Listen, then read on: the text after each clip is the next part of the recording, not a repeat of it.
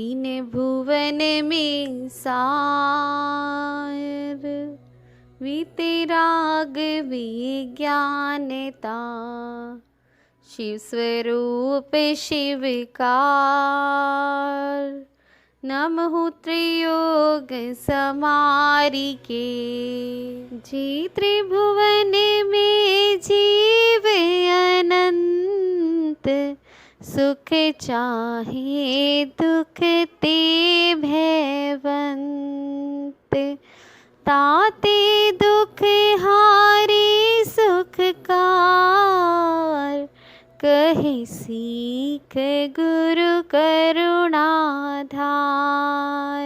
ताहि सुनो भवि मन तेरे आन जो चाहो अपनो कल्याण मोहे महामद पियो अनादि भूले आपको भरे मत वादी तासे भ्रमण की है बहु कथा पे कछु कहूँ कही मुनि यथा काले अनंत निगोद मंझार बीत्यो एकेंद्रित निधार एक श्वास में 8-10 बार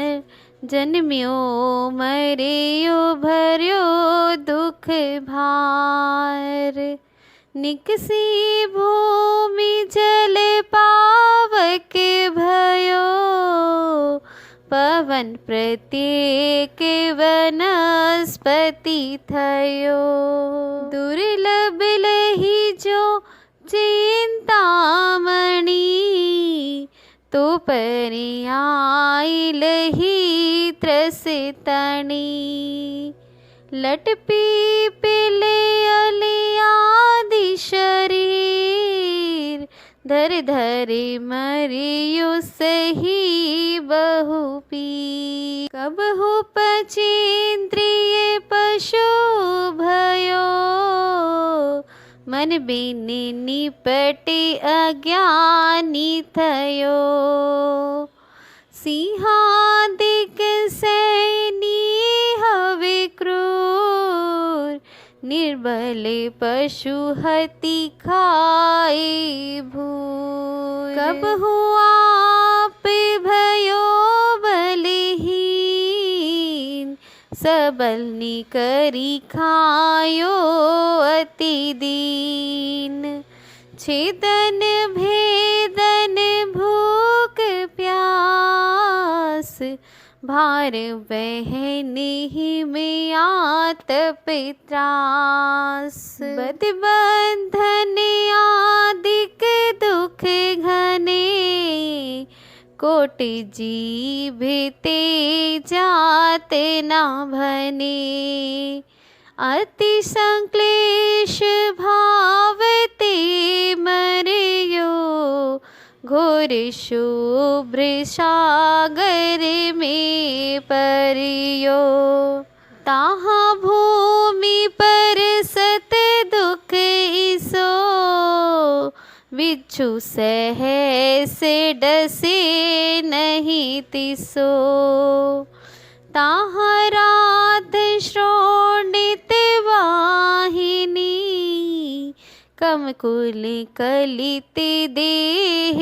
दाहिनी सिमर तरु जुते दले असि पात्र असि जो देह विदारे तत्र मेरु समान लोहे गली जाए ऐसी शीत उष्णता थाय तिल तिल करे देह के खंड असुर भिड़ावे दुष्ट प्रचंड सिंधु नीर ते प्यास न जाए तो पणे के न बूंद लहाय। तीन लोक को नाज जो खाए,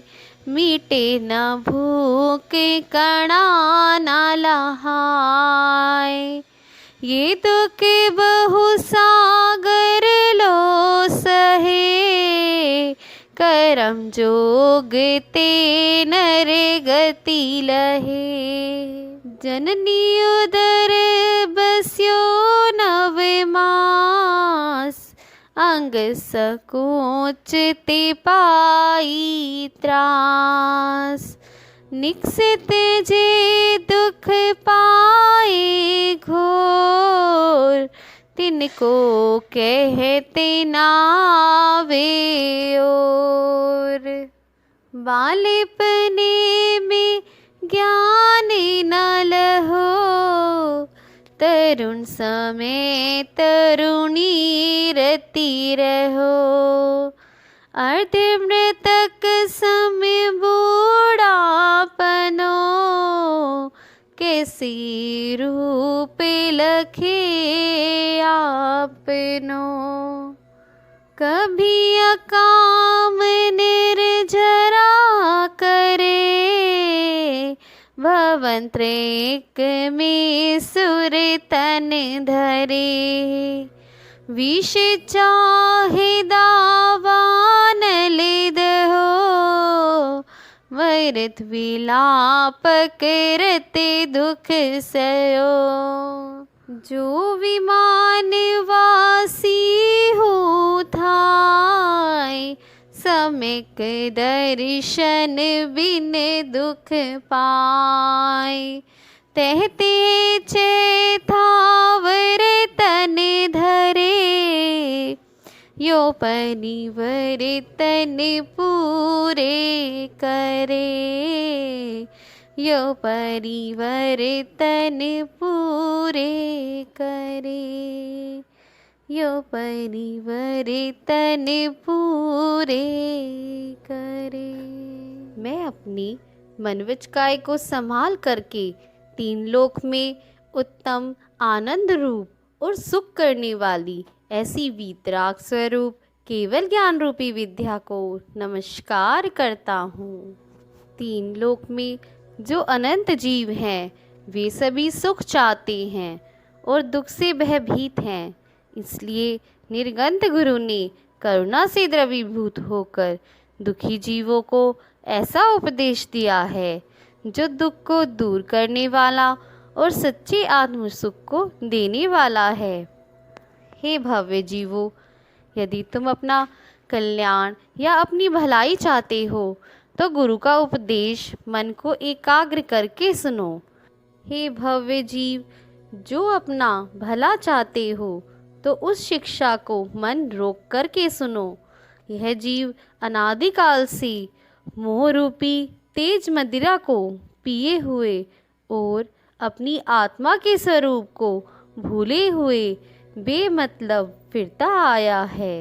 इस जीव के संसार में भटकने की बहुत लंबी कहानी है, तो भी कुछ जैसे पूर्व में मुनिजनों ने कही है वैसी ही मैं कहता हूँ। इस जीव ने निगोद में एक इंद्रिय का शरीर धारण करके अनंत काल बिताया है। निगोद में इस जीव ने एक श्वास मात्र, एक श्वास में 18 बार जन्म और मरण करता हुआ दुख के बोझ को सहता हुआ वहाँ से निकलकर यह जीव पृथ्वी कायिक, जल कायिक, अग्नि कायिक, वायु कायिक और प्रत्येक वनस्पति कायिक स्थावर जीव हुआ है।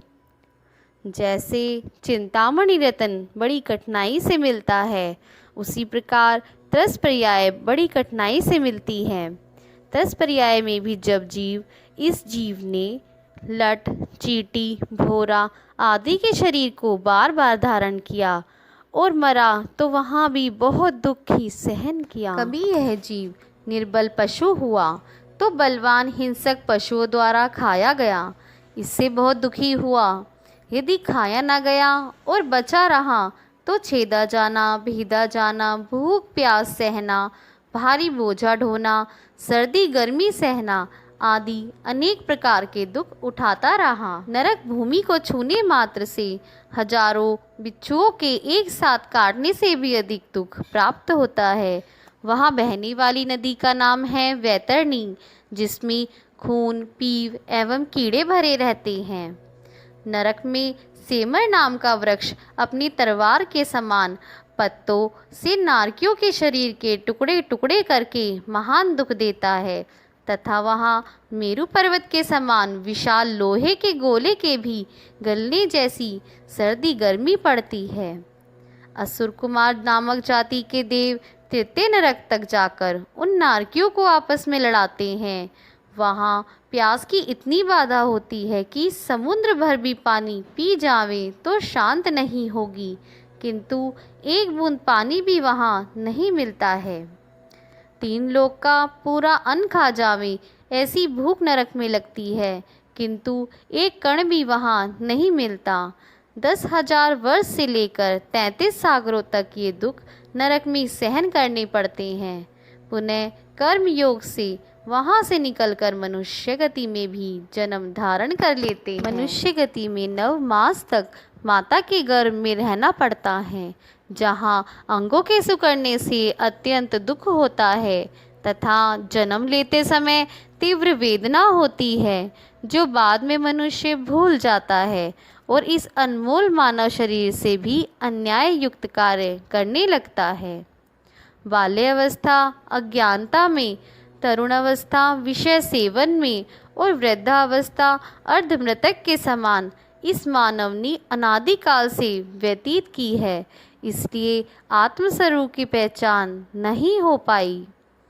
देव 4 प्रकार के माने गए हैं: भवनवासी, व्यंतरवासी, ज्योतिषीवासी और कल्पवासी। देवों को स्वर्ग में किसी प्रकार का शारीरिक दुख नहीं होता है, लेकिन वह विषय भोगों का तथा अपने से अधिक वैभव वाले देवों को देखकर मिथ्या दृष्टि देवों को मानसिक दुख उत्पन्न हो जाता है। मिथ्या दृष्टि देव मरकर एक इंद्रिय स्थावर जीवों तक की योनि में जन्म धारण कर लेते हैं। 6 ढाला की प्रथम ढाल का सार यह है कि चारों गतियों में सारभूत जो सम्यक दर्शन है, उसे प्राप्त कर अपनी भव भ्रमण की सीमा निर्धारित कर लेना चाहिए।